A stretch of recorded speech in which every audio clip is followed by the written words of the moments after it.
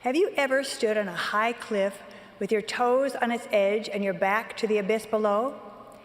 In rappelling, even though you are securely connected to a system of strong ropes and equipment that can deliver you to safety, standing on the edge is still heart-racing. Stepping backward off the cliff and swinging into thin air requires trust in an anchor secured to an immovable object. It demands trust in the person who will apply tension to the rope as you descend. And although the equipment provides you with some ability to control your descent, you must have confidence that your partner will not allow you to fall. I vividly remember rappelling with a group of young women.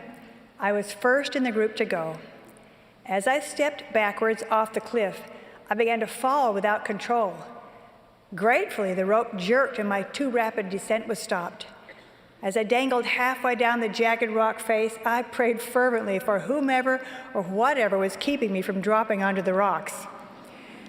Later, I learned that the anchor bolt had not been securely set, and as I stepped off the edge, the person belaying me was jerked on his back and pulled towards the edge of the cliff. Somehow, he wedged his feet against some rocks. Stabilized in that position, he was able to laboriously lower me, hand over hand, with the rope. Although I couldn't see him, I knew he was working with all his strength to save me. Another friend was at the bottom of the cliff, prepared to catch me if the rope ceased to hold. As I came within reach, he caught my harness and lowered me to the ground. With Jesus Christ as our anchor and perfect partner, we are assured of his loving strength in trial and of eventual deliverance through him.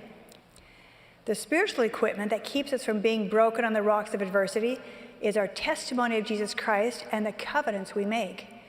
As our willing partner, the Savior will not allow us to fall beyond his reach. We must choose to be anchored to the Savior, to be bound to him by our covenants.